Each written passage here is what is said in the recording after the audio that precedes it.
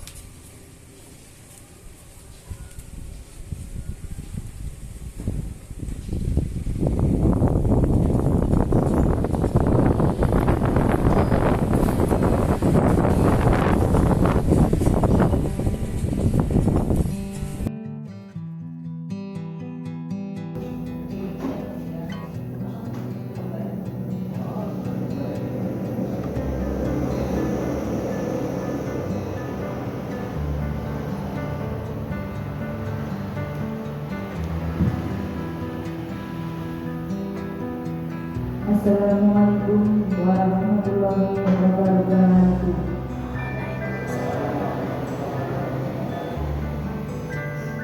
Terima kasih kepada Bapak dan Ibu yang telah meluangkan waktunya untuk berkumpul di ruangan ini dalam acara diseminasi meningkatkan pemahaman dan penerapan budaya positif oleh calon guru penggerak Angkatan 11 Bapak Nurul Adi Catmiko. Pertama-tama saya panjatkan puja dan puji syukur kehadirat Allah Subhanahu wa Ta'ala yang pada siang ini kita dapat berkumpul dalam keadaan sehat walafiat. Amin amin ya rabbal alamin.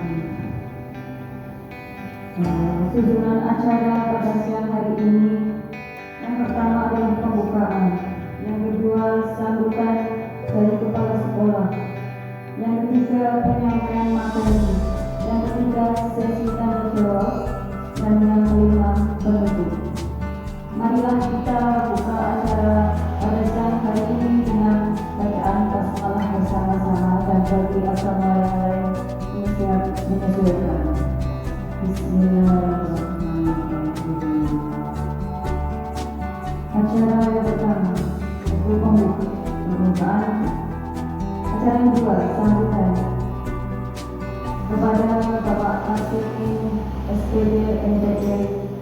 Disilahkan.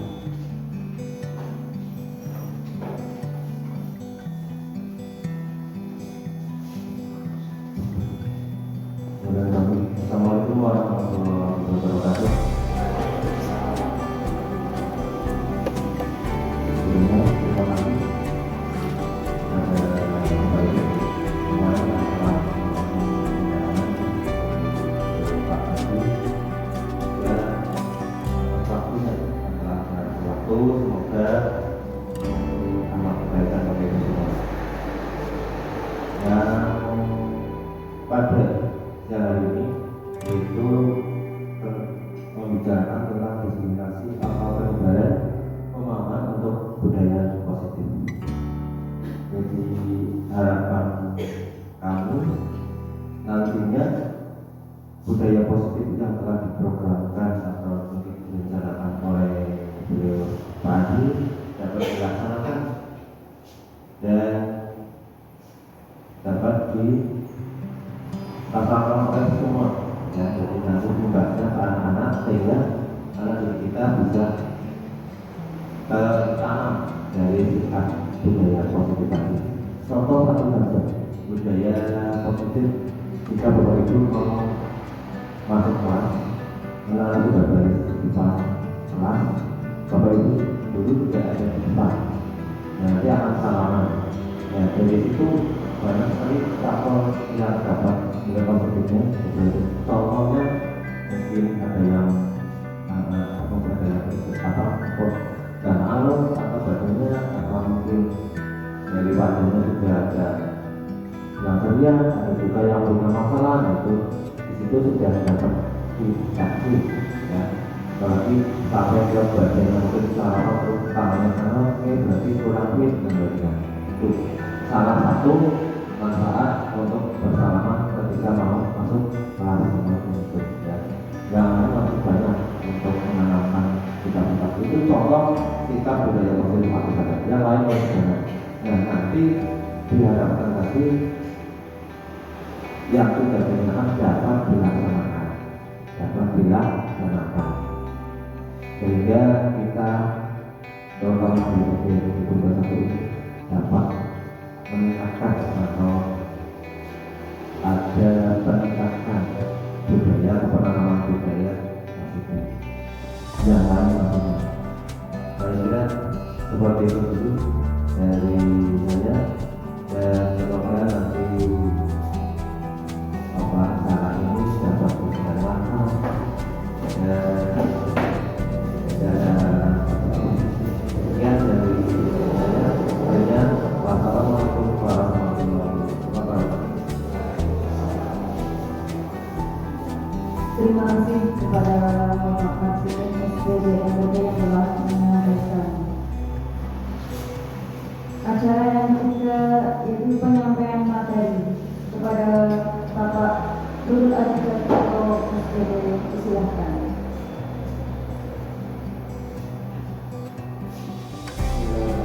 Assalamualaikum warahmatullahi wabarakatuh.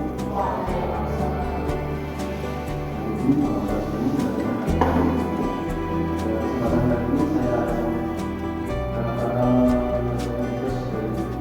pertemuan penggunaan angkatan 11 untuk menyebarkan pemahaman dan penerapan budaya positif di lingkungan sekolah.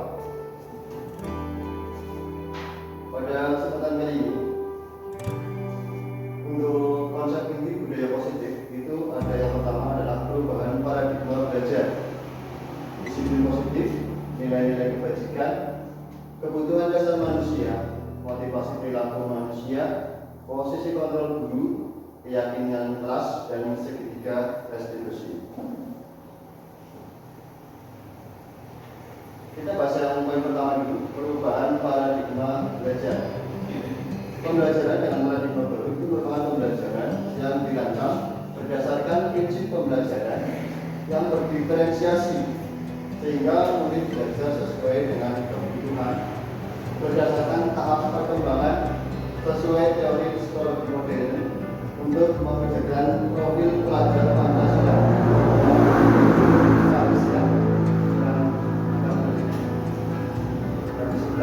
Itu adalah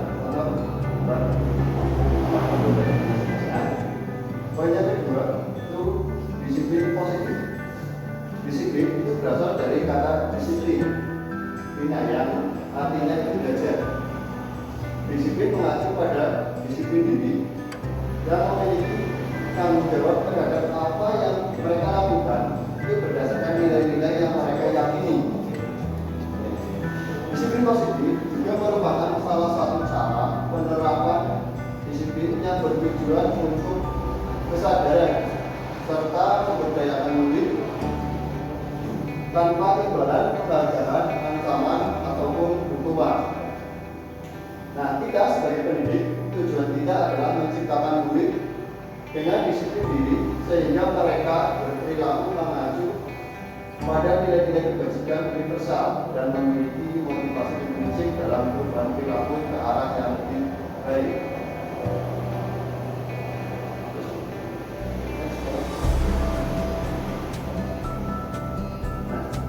Jadi nilai-nilai kebajikan universal itu merupakan nilai-nilai kebajikan yang disepakati bersama di dalam kesepakatan antara guru dengan siswa, dengan wali murid, dengan lingkungan. Itu sudah disepakati bersama, ya, terlepas dari suku, bangsa, agama, bahasa maupun latar belakang. Semuanya sudah menyepakati kesepakatan tersebut, ya. Menurut Jerry Person, pada tahun 1998 itu mengumpulkan bahwa dengan mengaitkan nilai-nilai kebajikan yang diyakini seseorang, maka motivasi intrinsiknya itu akan terbentuk sehingga menggunakan motivasi dari dalam dirinya sendiri untuk mencapai tujuan mulia yang diinginkan olehnya.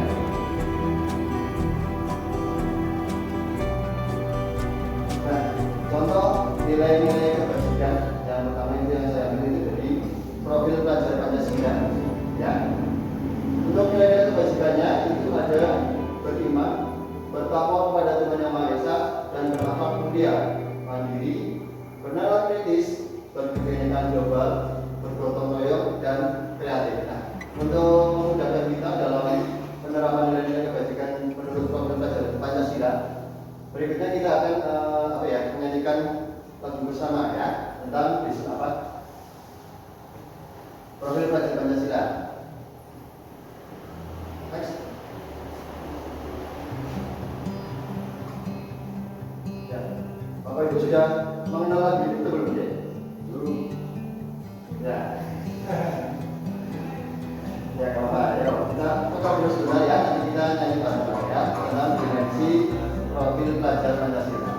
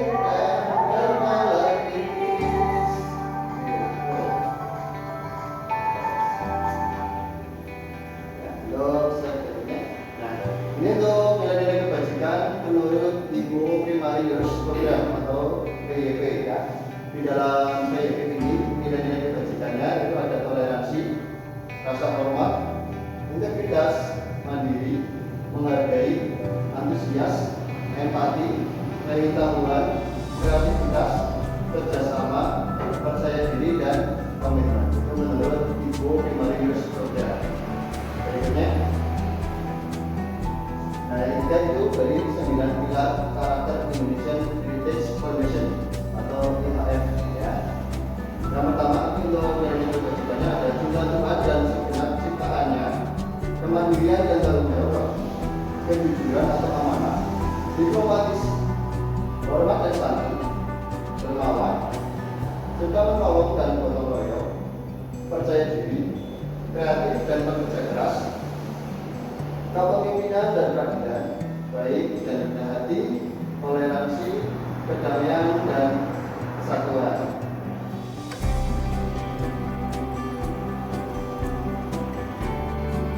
Ini dari petunjuk seumur hidup dan keterampilan hidup atau Learning Privilege and Skill. Kalau untuk yang seumur hidup itu ada peduli, kenalan, kerjasama, keberanian, pengetahuan, usaha, keluasan atau fleksibilitas, berorganisasi, kesabaran, keteguhan hati, kehormatan, memiliki rasa humor, berinisiatif, integritas, pemecahan masalah, sumber pengetahuan, tanggung jawab, dan persahabatan. Itu menurut petunjuk seumur hidup. Sedangkan keterampilan hidup itu yang dapat dipercaya, lurus hati, pendengar yang aktif, tidak merendahkan orang lain, dan memberikan yang terbaik dari diri kita sendiri. Nah, itu untuk keyakinan nilai kebajikan. Nah, sekarang kita memasuki tentang kebutuhan dasar manusia. Ya. Kebutuhan dasar manusia adalah segala sesuatu yang kita lakukan untuk mendapatkan apapun yang kita inginkan. Usaha-usaha kita untuk mendapatkan apa yang kita inginkan. Seluruh tindakan yang kita lakukan itu semuanya memiliki tujuan tertentu, dan semua usaha yang kita lakukan dalam rangka agar kebutuhan dasar kita itu pasti terpenuhi. Ya. Jadi kalau misalkan kita melakukan bekerja, tujuan kita adalah untuk mencari nafkah, yaitu untuk memenuhi kebutuhan hidup kita. Ya. Nah, di sini kebutuhan dasar manusia itu yang pertama adalah kebutuhan bertahan hidup atau survival. Ya. Kebutuhan ini itu mencakup psikologis, ya, seperti kesehatan, makanan, minuman, tempat tinggal, keamanan. Dan bagi murid, kebutuhan ini juga melibatkan perasaan aman dan perlindungan. Kebutuhan yang kedua yaitu kebutuhan akan rasa kasih sayang dan rasa diterima, love and learning. Ya. Manusia membutuhkan hubungan sosial. Karena manusia itu makhluk sosial, ya, jadi membutuhkan hubungan atau interaksi dengan orang lain dan rasa diterima oleh orang lain. Sebagai guru penggerak itu kita harus dapat menciptakan lingkungan yang mendukung kasih sayang dan kebersamaan di dalam kelas, sehingga anak-anak itu merasa dekat dengan kita dan merasa disayangi oleh kita. Ya. Kebutuhan yang ketiga, kebutuhan manusia yang ketiga yaitu kebutuhan pengakuan atas kemampuan atau power. Ya. Kebutuhan ini terkait dengan pengakuan atas kemampuan dan keberhasilan yang sudah murid lakukan. Guru penggerak dapat memberikan kesempatan bagi murid untuk merasa berdaya dan memiliki peran aktif dalam pembelajaran. Jadi keaktifan siswa itu akan berdampak terhadap kebutuhan dari pengakuan, ya, merasa diakui oleh guru-gurunya.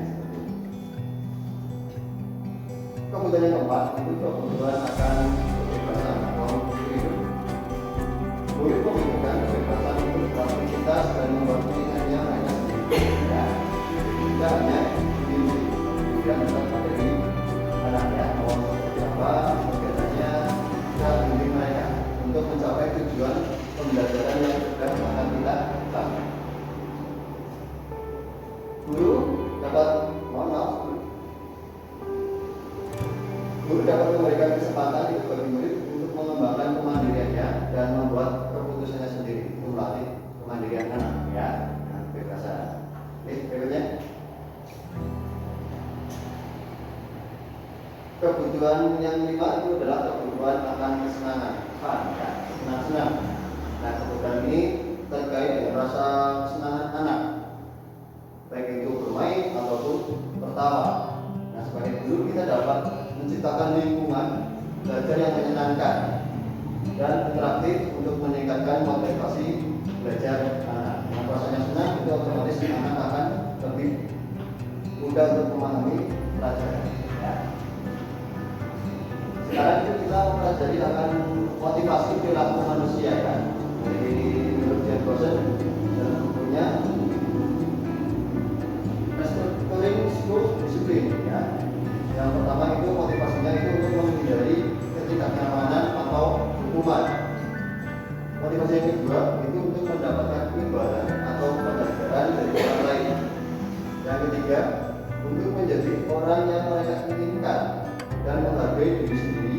dengan nilai-nilai yang mereka percaya. Nah, motivasi perilaku yang pertama untuk menghindari ketidaknyamanan atau hukuman.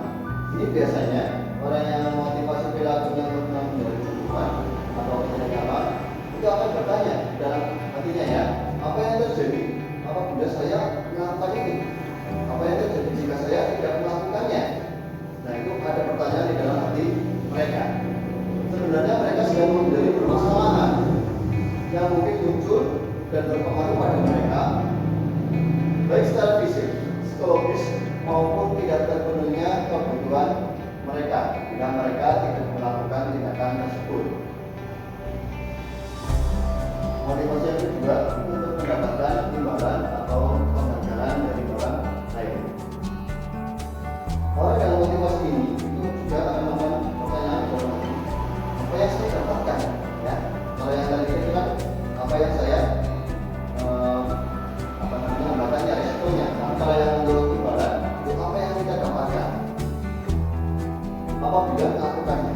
Nah, ini termasuk jenis motivasi eksternal, ya, karena ada imbalan atau harapan dari orang lain. Mereka melakukan sebuah tindakan untuk mendapatkan pujian dari orang lain yang menurut mereka penting dan mereka letakkan dalam dunia berkualitas mereka. Mereka juga melakukan sesuatu untuk mendapatkan hadiah, pengakuan, atau imbalan. Motivasi yang ketiga adalah untuk menjadi orang yang mereka inginkan dan menghargai diri sendiri dengan nilai-nilai yang saya. Ini motivasi yang internal, ya. Orang dengan motivasi ini akan bertanya, akan menjadi orang seperti apa jika saya melakukan hal itu? Misal, anak, aku besok bisa kira-kira jadi apa ya kalau aku rajin belajar? Aku kira-kira jadi apa ya kalau aku tidak pernah belajar di sekolah? Nah, itu akan timbul di hati mereka. Jadi mau menggambarkan masa depan mereka. Sehingga mereka melakukan sesuatu itu karena nilai-nilai yang mereka yakini dan hargai. Mereka juga melakukannya karena mereka ingin menjadi orang yang melakukan nilai-nilai tersebut, yang mereka yakini tersebut, itu untuk motivasi yang akan membuat seseorang memiliki disiplin positif, ya. Karena motivasi ini perilakunya bersifat internal, ya, bukan eksternal. Jadi ini motivasi yang baik untuk anak didik kita. Nah, sekarang untuk posisi kontrol, ya, kita sebagai guru, kita itu memiliki posisi kontrol ada 5, ya. Yang pertama itu mendukung, yang kedua itu membuat rasa bersalah, yang ketiga itu kita sebagai teman, yang keempat guru sebagai pemantau, yang kelima guru sebagai manajer. Kita bahas yang pertama dulu, yaitu posisi kontrol guru sebagai penghukum. Nah, guru yang berperan sebagai penghukum ini menggunakan hukuman secara fisik atau verbal untuk mengontrol perilaku siswa. Contoh misalkan kata-kata yang digunakan itu patuhi aturan, dilarang melanggar aturan, atau nanti kamu terkena hukuman. Nah, seperti itu, ya. Untuk posisi kontrol yang kedua itu membuat rasa bersalah. Nah, di sini biasanya guru yang berperan sebagai pembuat rasa bersalah itu menggunakan bahasa-bahasa atau verbal yang lemah lembut, tetapi kata-katanya itu nanti akan membuat peserta didik kita atau murid kita itu merasa bersalah. Walaupun suara kita pelan, lembut, tetapi di murid itu akan sangat merasa bersalah, ya. Contoh kata-kata yang digunakan itu memang itu tidak nyaman, membuat mereka tidak nyaman. Kenapa sih kamu kayak gitu? Nanti kamu punya marah, misalkan seperti itu. Ayo kerjakan, ayo laksanakan tugasnya, nanti kamu ditegur oleh orang tua kalian, seperti itu. Nah, itu contoh sebagai contoh. Itu posisi kontrol yang sebagai teman. Guru yang teman itu berinteraksi dengan siswa secara santai dan mendukung, membantu siswa dalam mengatasi masalah dan meningkatkan rasa percaya diri. Jadi murid menganggap kita itu sebagai teman mereka, bukan lagi sebagai seorang guru mereka, ya. Untuk posisi yang keempat itu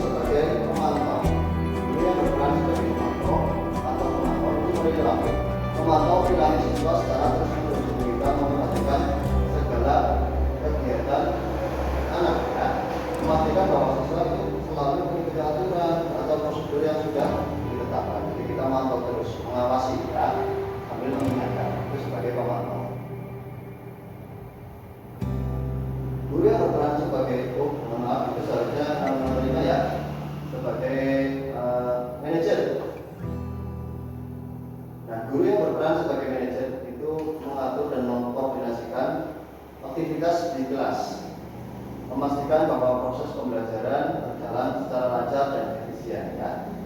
Nah, dengan posisi yang terima ini sebagai manajer itu guru dapat meningkatkan disiplin dan kedisiplinan siswa serta memperbaiki proses pembelajaran di kelas. Dari kelima posisi guru itu yang terbaik itu adalah sebagai manajer ya, karena dari sekian kontrol ini yang sangat mengena ke anak itu adalah sebagai manajer. Nah, jadi dalam kegiatan aktivitas anak kita bisa sebagai teman dalam menyelesaikan masalahnya, sebagai pemantau juga bisa, jadi lebih kompleks ya dari manajer. Berikutnya,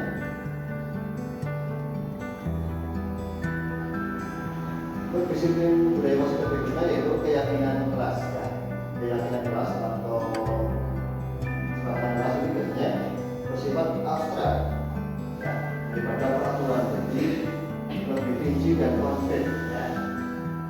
Yang kedua itu keyakinan kelas berupa pernyataan-pernyataan universal ya, jadi tidak menggunakan pernyataan keyakinan kelas senantiasa dibuat dalam bentuk positif, tidak menggunakan kalimat-kalimat negatif. Kalau peraturan itu biasanya kan dilarang membuang sampah. Nah, kalau di keyakinan kelas buanglah sampah pada tempatnya. Jadi kata-katanya diubah menjadi kalimat positif. Keyakinan kelas hendaknya tidak terlalu banyak sehingga mudah diingat dan dipahami oleh semua warga kelas.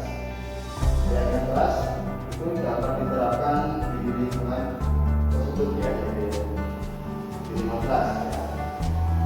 Semua warga kelas hendaknya ikut berkontribusi dalam pembuatan keyakinan kelas lewat kegiatan berpendapat. Jadi dalam pembuatan keyakinan kelas ini semua anak itu mencurahkan rasanya ingin kelasnya seperti apa, mereka menginginkan kegiatan pembelajaran yang seperti apa, untuk mereka tuliskan pada sebuah kertas nanti dibuat untuk keyakinan kelas. Terus kemudian yang terakhir itu bersedia menjawab kembali keyakinan kelas dari waktu ke waktu. Jika ada perlu perubahan atau perbaikan, keyakinan kelasnya bisa diperbaiki kebaikan yang lebih lanjut. Ya, berikutnya. Nah, dalam prosedur pembentukan keyakinan kelas atau sekolah, yang pertama itu mempersilahkan sekolah atau murid di sekolah atau kelas itu berjuang pendapat tentang peraturan yang perlu disepakati di kelas. Yang kedua, mencatat semua masukan dari murid, warga sekolah di papan tulis atau kertas besar ya, di mana semua anggota kelas warga sekolah itu bisa melihat hasil dari pendapat.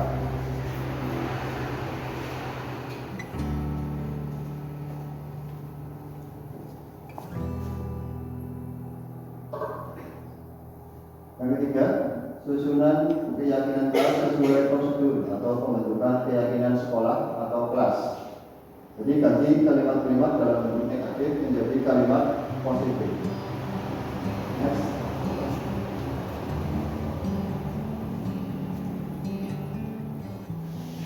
Yang keempat, tinjau kembali daftar surat pendapat dari hasil curahan dari peserta didik yang sudah ditulis di kertas itu ditinjau kembali ya, sudah dicatat. Kemudian tinjau ulang keyakinan kelas secara bersama-sama. Langkah berikutnya itu setelah keyakinan sekolah atau kelas selesai dibuat, maka semua warga kelas itu untuk meninjau ulang dengan kembali dan menyetujui dengan menandatangani keyakinan sekolah atau kelas tersebut ya, termasuk guru dan semua murid. Selanjutnya keyakinan sekolah itu dapat diletakkan di kelas yang mudah dilihat oleh semua warga kelas sehingga keyakinan kelas tersebut dapat selalu diingat dan ditaati oleh siswa ya. Ini contoh kesepakatan kelas yang berada di kelas 3. Yang pertama itu adalah disiplin. Disiplin di sini melatih anak agar selalu berusaha untuk tepat waktu ya dalam segala kegiatannya, baik dari masuk, istirahat, atau dan lain-lain. Nah, berikutnya itu saling menyayangi. Nah, karena mungkin masih anak kecil, masih biasa ada apa ya, seperti mengecek-ngecek, seperti diajak-ajakan. Nah, itu untuk menghindarinya, kemarin kesepakatan bersama dengan siswa-siswa itu agar saling menyayangi dengan teman-teman semuanya ya, jadi tidak ada rasa untuk seperti bullying ya, seperti itu. Poin yang ketiga itu sopan santun.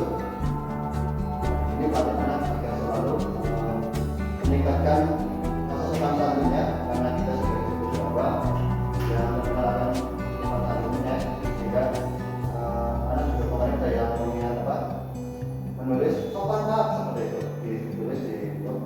Nah, akhirnya disepakati oleh bersama sopan santun masuk ke dalam kesepakatan dari kelas 3. Yang keempat itu konsentrasi dalam belajar. Jadi kemarin siswa mengisinya itu tenang dalam pelajaran, tidak boleh berisik, tidak boleh ramai, yang seperti itu. Itu untuk kalimatnya saya berikan menjadi konsentrasi dalam pelajaran. Yang poin yang kelima itu bersih, rapi, indah, dan nyaman. Itu banyak juga yang meminta kondisi kelasnya itu seperti bersih, rapi, indah, dan nyaman. Dan keempat itu jujur ya. Jadi mohon maaf, yang keenam itu sifatnya kesepakatan kelasnya yang jujur ya. Yang ketujuh itu tanggung jawab. Seperti itu. Next.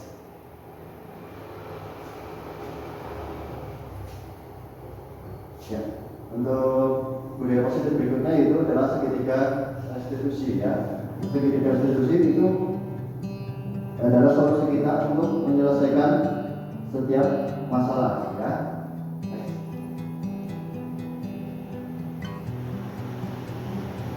Segitiga restitusi itu membantu siswa menjadi mampu merefleksikan diri dan mengevaluasi dampak dari kesalahan yang telah dilakukan. Strategi ini memberikan penawaran, bukan paksaan, sehingga siswa merasa lebih nyaman dan siap untuk memperbaiki dirinya sendiri.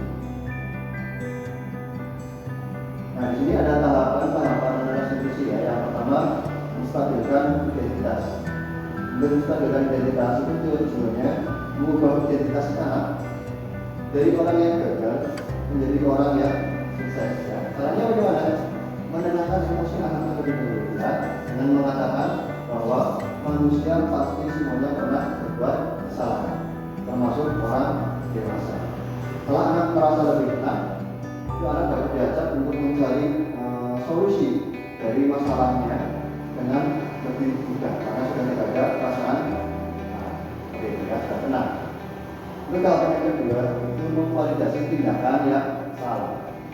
Nah, tahapan ini tujuannya memahami kebutuhan yang menyebabkan kesalahan pada anak. Caranya bagaimana? Caranya itu menerima dan memahami kesalahan anak. Kita memahami anak dulu. Kenapa sih berbuat salah? Oh, ternyata dia seperti itu. Jadi kita memahami kenapa anak berbuat seperti itu. Bukan kita malah menganggap kamu salah. Tidak seperti itu. Ya.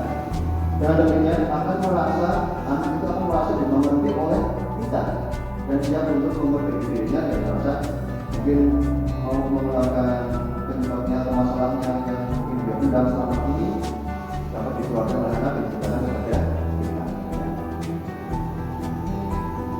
Nah, tahapan yang ketiga itu menanyakan keyakinan. Tujuannya itu memahami kebutuhan yang menyebabkan menghubungkan perbuatan anak terhadap nilai-nilai yang ada dan membantu anak memperbaiki diri sesuai dengan keinginan kesalahan pada caranya bagaimana? Caranya itu bertanya tentang kehidupan yang diinginkan. Kehidupan seperti apa yang diinginkan anak tersebut di masa depan. Ya. Terus kemudian kita membimbing anak untuk berusaha selalu mewujudkan impiannya itu. Ya. Dengan demikian anak akan terinspirasi untuk menjadi orang yang lebih baik demi demi memiliki tujuan yang jelas seperti yang tadi sudah diinginkan oleh anak tersebut. Demikian pemaparan presentasi yang dapat saya sampaikan. Terima kasih. Cukup sekian dari saya. Assalamualaikum warahmatullahi wabarakatuh.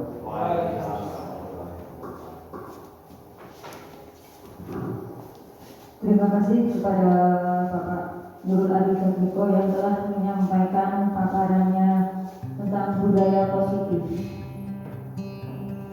Acara yang keempat yaitu sesi tanya jawab. Monggo para Bapak dan Ibu, mungkin ada pertanyaan.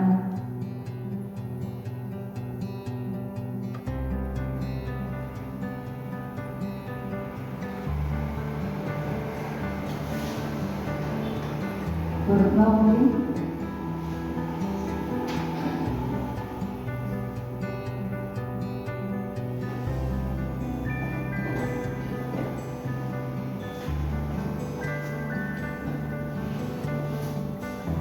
terima kasih atas waktu yang diberikan kepada saya. Saya ingin bertanya kepada Pak Adi, bagaimana supaya budaya positif itu berjalan itu konsisten di sekolah kita? Karena selama ini yang saya sudah terapkan di sekolah dan kesepakatan kelas sudah saya kirim juga di depan ya, sudah dipasang. Ternyata anak itu konsistennya itu di awal ketika setelah selesai membuat kesepakatan kelas.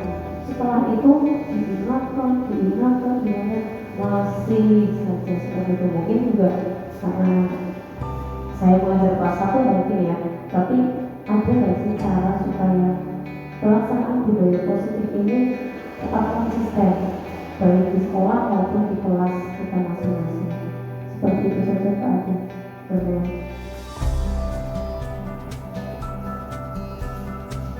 Terima kasih atas pertanyaan Ibu Fatino. Untuk konsistensitas untuk budaya positif kelas kita masing-masing. Ini di kelas satu, memang anaknya itu memang masih terlalu aktif acaranya. Jadi mereka itu masih belum memahami apa yang sudah mereka buat. Jadi hanya mereka, saya kepengen seperti ini, seperti ini. Tapi itu hanya masih seperti di dalam keinginannya saja, belum dari tujuan mereka dalam hati seperti itu. Tapi untuk mungkin di kelas-kelas tinggi dalam pembuatan itu memang juga tetap perlu kita selalu mengingatkan bahwa apa yang sudah kita sepakati bersama itu harus kita tetap pegang teguh. Ini dengan cara seperti yang sudah kita lakukan, sudah memasang di meja atau di dinding ataupun di tempat-tempat yang mudah dilihat oleh anak, sehingga secara tidak sadar anak dalam melihat itu akan tertanam di dalam hatinya seperti itu. Mungkin untuk kelas 1 karena masih belum begitu memahami itu, mungkin mereka belum begitu tertanam di dalam hati. Tapi mungkin untuk di kelas tinggi, selain di tempat yang mudah dilihat, itu secara tidak langsung setiap anak melihat pelajaran itu, mereka akan tumbuh keyakinan secara tidak langsung. Oh, ini kesepakatan yang sudah saya buat bersama teman-teman. Nah, dalam hal seperti itu secara tidak langsung dari setiap waktu ke waktu itu akan menunjukkan rasa tanggung jawabnya atas apa yang sudah dibuat. Selain itu, kita juga sebagai guru, kita juga harus selalu mengingatkan ulang jika ada anak yang melakukan atau melanggar kesepakatan yang sudah disepakati bersama. Jadi tidak hanya anak tersebut yang kita nasihati atau ingatkan tentang kesepakatan tadi, tetapi untuk seluruh kelas, sehingga walaupun anak satu yang tidak melaksanakan kesepakatan tersebut, tapi dengan kita memberikan seperti nasihat muda yang lainnya, jadi untuk semuanya, tidak untuk anak yang sudah melaksanakannya, tapi untuk semuanya, sehingga anak-anak yang lain pun akan secara tidak sadar akan tersimpan memori di dalam dirinya. Oh, seperti ini dulu ya, itu kesepakatan yang sudah dibuat bersama. Jadi akan terbangun lagi apa yang mungkin sudah tertutup akan terbuka kembali seperti itu. Jadi dengan cara kita juga selalu harus memantau anak, mengingatkan, dan agar anak itu semakin tanggung jawab untuk melaksanakan keyakinan yang sudah mereka buat bersama seperti itu. Jadi dari saya seperti itu.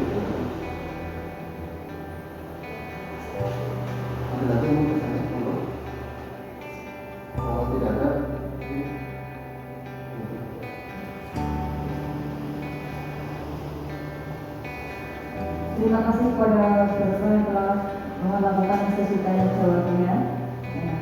Demikian acara yang kelima yaitu penutup. Mari kita tutup acara pada siang hari ini dengan bacaan hamdalah bersama-sama dan bagi agama lain yang bersyukur. Alhamdulillah. Terima kasih para bapak ibu semuanya yang telah berkumpul di siang hari ini.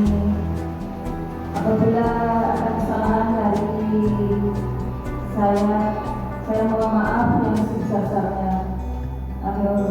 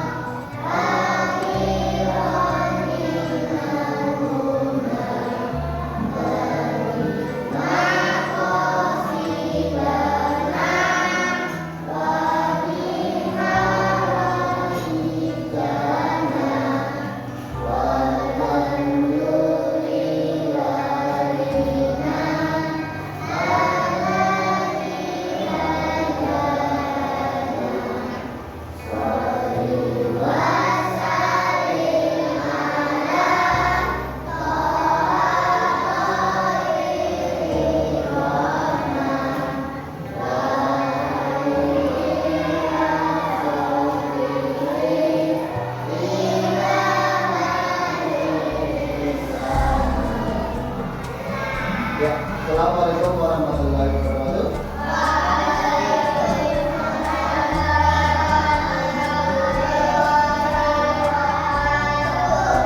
Selamat pagi. Ibu saya sudah berangkat?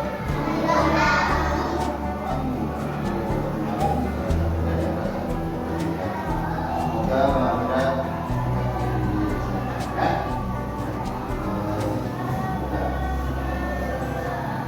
Sudah sarapan semuanya? Anda kalau biar tidak sakit ya.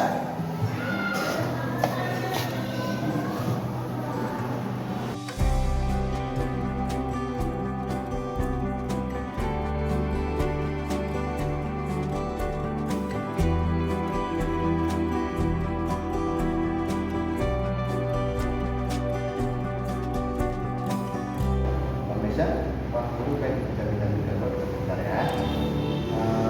Menurut Pak Mesa, tahu nggak kenapa Pak Guru itu dengan Pak Mesa? Kenapa? Oh, itu kan kenapa Pak Mesa melakukan itu?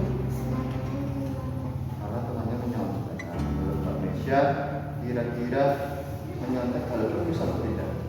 Tidak. Kalau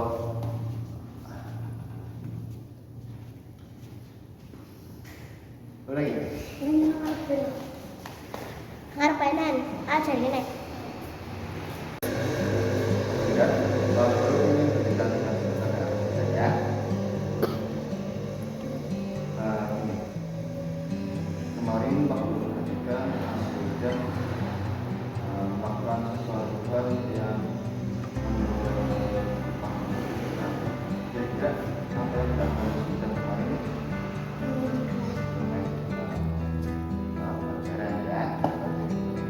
kira-kira menurut Mas Wildan itu bermanfaat baik atau tidak?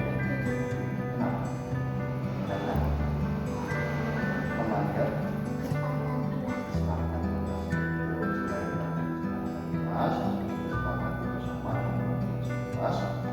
nanti Mas Wildan kira-kira kalau misalnya Pak Wildan menjelaskan Mas Wildan sendiri teman-teman Mas Wildan mendapatkan ilmu yang Mas Wildan sampaikan atau tidak ya?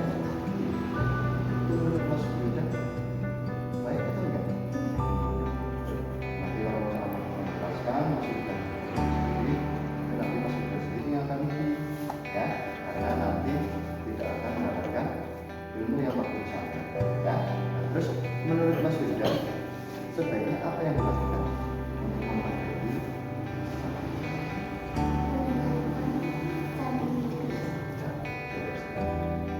sebaiknya kita melakukan pelajaran di kelas ya, selain nanti Mas Wildan sendiri mengerti ya, salah ya Mas Wildan ya. Jadi besok belajar untuk lebih lagi menjalankan kelas yang sudah disepakati bersama ya. Seperti itu yang Mas Wildan ya. Ya, silakan kembali ke tempat duduknya.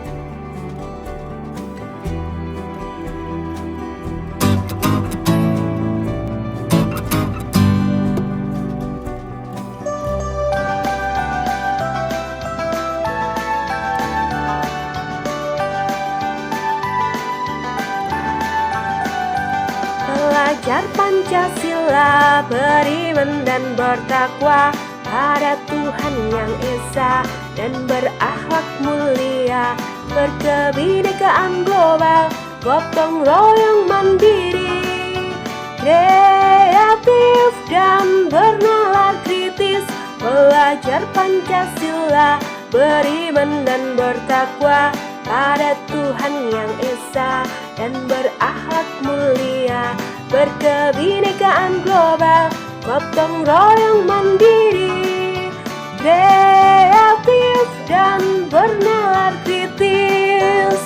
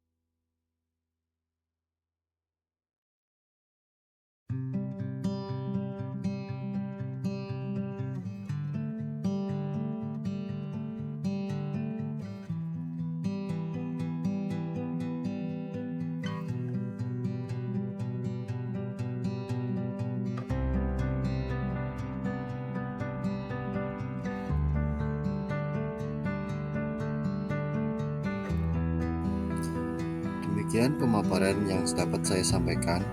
Dari saya cukup sekian. Assalamualaikum warahmatullahi wabarakatuh.